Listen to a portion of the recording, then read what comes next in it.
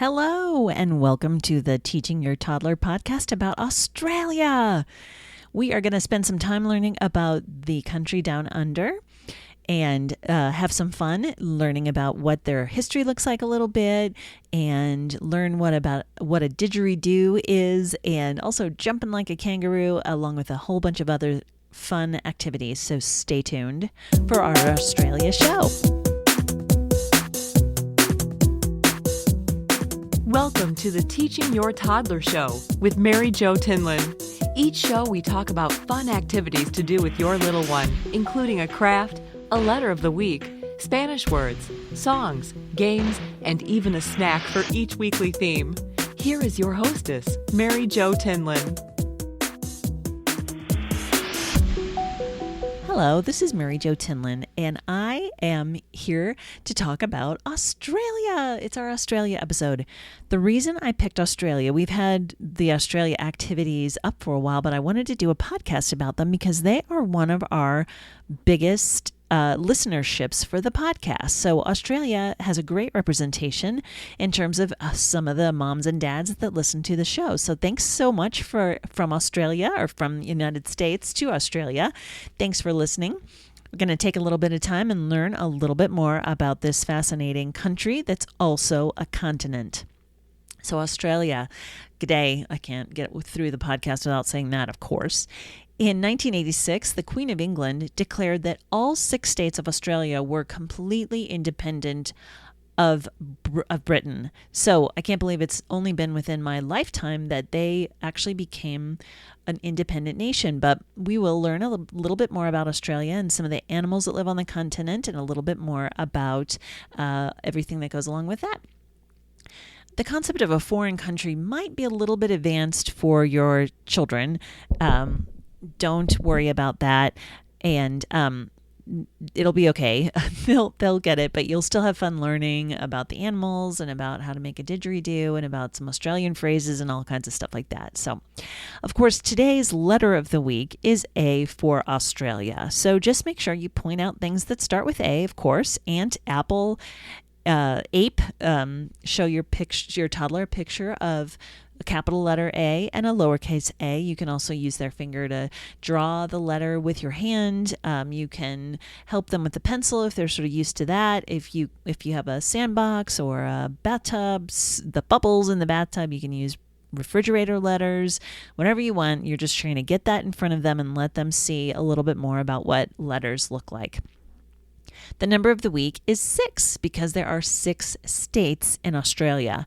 So show your child 6 anything, 6 apples, 6 whatevers. Count to 6 because that pattern begins to lay the groundwork for math in their brain. It really works very, very well for them to hear those numbers over and over and over. And don't feel like you're being repetitious because it is creating that memory for them. The song of the day is a cute little song. It's called G'day. It's really short, and it's from a website called Mama Lisa. And I think that there's a link on there that has a children's choir singing the song, but it's super cute, and it's very short. It'll be easy for your child to learn and remember. The story of the week is a really adorable line drawing book by Rod Campbell called Aussie Animals. It's really fun. It has very simple pictures, simple language. If you can't find the book at your local library, you can pick it up on Amazon. The link is on the website, which is also the show notes for this show. Make sure you check it out. And also just look at other fun Australian books. If you're in the library, they probably have a whole section.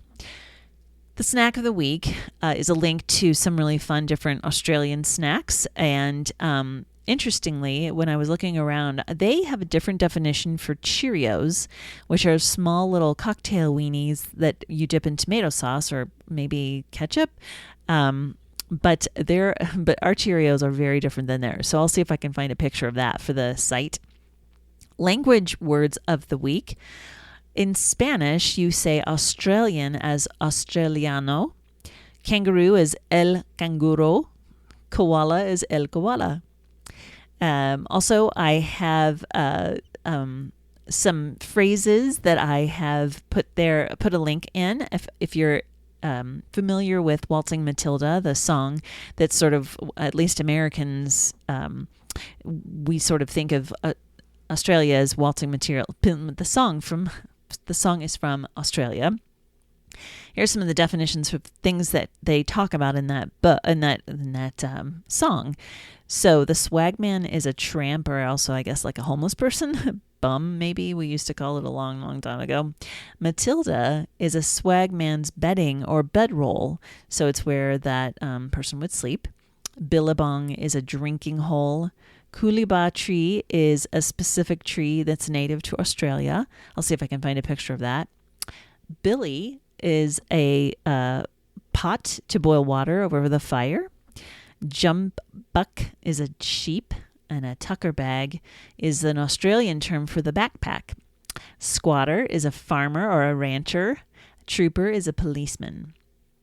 And those come from my friend Nick, who lives in Australia. So there's a do-it-myself. We always try to have a do-it-myself every episode, which is how we teach our children how to have independence and build their confidence and know that they can do things by themselves. And sometimes it's good for us as parents to learn that we don't have to do everything for our kiddos.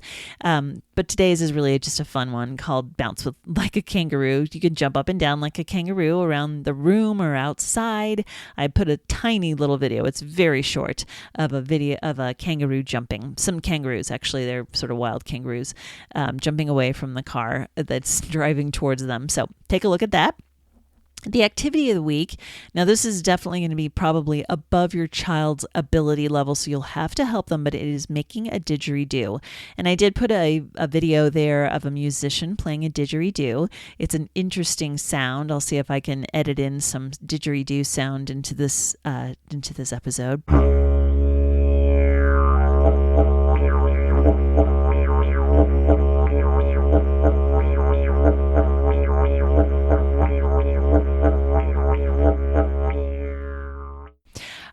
You use toilet paper rolls. You can tape several together to make it longer and longer and longer, and you can let them decorate it. You can help them decorate it. You can figure out what their level is if they're ready for pasting things on there. If you want to just use markers, it's all up to you. So it's up to you what your child can handle. So do that as their level dictates. The yoga pose, which, always on our podcast, yoga pose is kind of a joke because it's hard to describe. But the cobra pose is what I chose because Australia is home to like 11 of the top 12 most poisonous snakes on the planet. And cobras do live in Australia. So it's a great backstretch. So definitely try it for yourself as well.